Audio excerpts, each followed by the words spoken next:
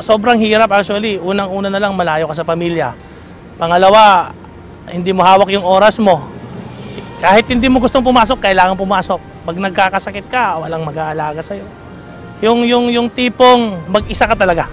OFW for the past 30 years. I was in Saudi Arabia, but then pumunta ako sa Dubai kasi talagang wala eh. Yung hirap na hindi mo kasama yung pamilya mo, yung hirap na nagpapagod ka, nagpupuyat ka, gumigising ka na maaga na hindi mo nakikita yung mga taong pinaglalaanan mo ng effort para matulungan mo kasi lahat sila nasa Pilipinas. In reality, sa Pinas, mahirap kumuha ng trabaho kasi hindi maganda yung natapos ko. So, nagtry ako maging OFW para matulungan ang family ko sa Pilipinas, parents ko, tapos family ko. And during that time, sa pagiging OFW ko for 8 years, halos ganun ang nangyayari. Batang mahirap, talagang literal na taga-squatter, batang palengke. So, mahirap ang buhay. So, kailangan lumabas ng bansa kasi walang opportunity sa Pinas. For the past 19 years, wala akong naipon. Pag tinitingnan ko yung account ko, nakakahiya. So, kung ganun pa rin ang gagawin ko, well, after 19 years ulit, ganun pa rin. Wala pa rin akong maiipon. Ang sahod ko, 1,400 lang bilang gasoline boy. Pero yun, medyo ginawan ko pa rin siya ng paraan, naniwala lang sarili ko na kaya ko mag-stay dito. Dahil po sa mga pangarap sa buhay, ako lang po yung inaasahan ng pamilya ko. So kaya po nag-abroad talaga. At isang opportunity din na naka-OFW ako, nandito po ako sa Abu Dhabi. Gusto mong magpahinga pero hindi pwede kasi kailangan. Magkasakit ka, kailangan mong magtrabaho. Pinakamahirap kasi yung mararanasan mo rito, yung hindi mo kasama yung pamilya mo. Which is the most important talaga yung family. Kasi sila yung nagbibigay siya ng motivation para mag-abroad ka. Nagbabiyahe ka ng 4 na oras para lang sa isang way. Dumarating ako sa bahay ng mga alauna na wala ka ng lakas para pa kumain. At kinabukasan, alas 7 ng umaga, kailangan tumayo at pumunta na ulit sa opisina para sa trabaho. Yung struggle na mag-umpisa ka rito as expat, wala kang kakilala, malayo ka sa kamag-anak mo. Pag nagkasakit ka, solo mo lang yung sarili mo. And this is it. This is Uno. Sobrang ganda. Dito tayo magkakaroon ng time freedom at saka financial freedom. Sa 22 years ko, ganon. Maniwala ka, ngayon lang nagkaroon ako ng pag-asa. Yung na-achieve ko sa Uno in 1 year, nasabi ko ngayon pala ako simulang mag-umasenso eh. Para bang yung pangarap ko 22 years ago, pangarap lang pero ngayon natupad eh.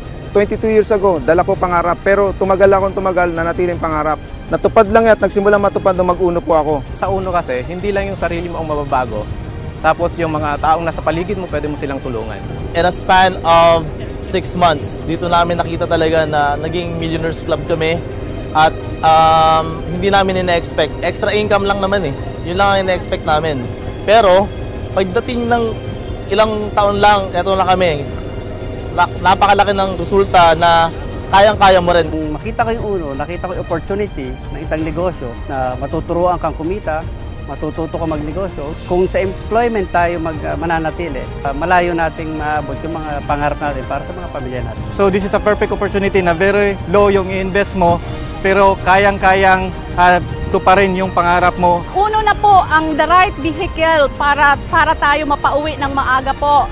Importante po ay tulong-tulong po tayong makamit po yung mga pangarap natin. Sa out of 16 na networking na nasalihan ko, ang Uno talaga ang number 1. Ito na yung business natin while we are working, being employed. Maniwala kayo, may mangyayari at may mangyayari.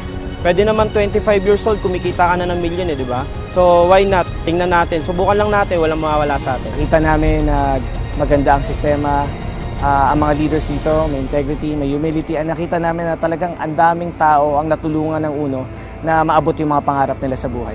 Ang pagkakaya ba lang natin, nag-decision kami na gawin namin yung Uno. Tinodo lang namin dito. At tapos, eto na. So this is what I'm doing now and I'm very happy. Thanks Uno, you changed my life. Grab mo yung opportunity na sa tingin mo magbabago sa buhay mo. 360 degrees pwedeng baguhin yung buhay natin. At ang priceless po dito is yung mga taong matutulungan natin.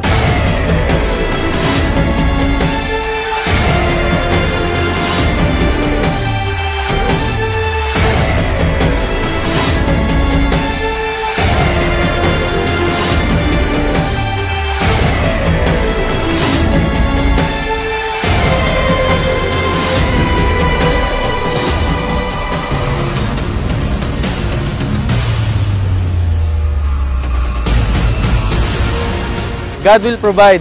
There is Uno. So live the life that you have imagined.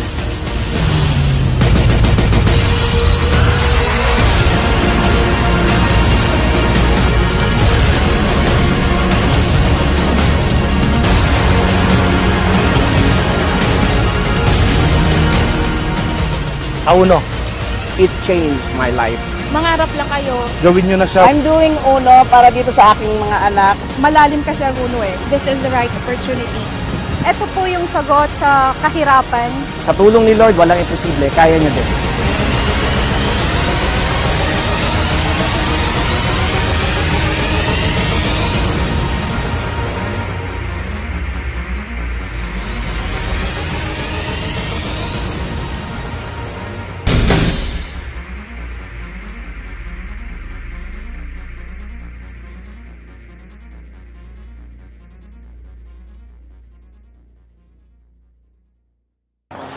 Grabe, natapos na ang kauna-unahang Formula 1 sa International dito pa sa UAE here in Dubai. Pero kulang yan pag hindi tayo nag-jump shot, di ba?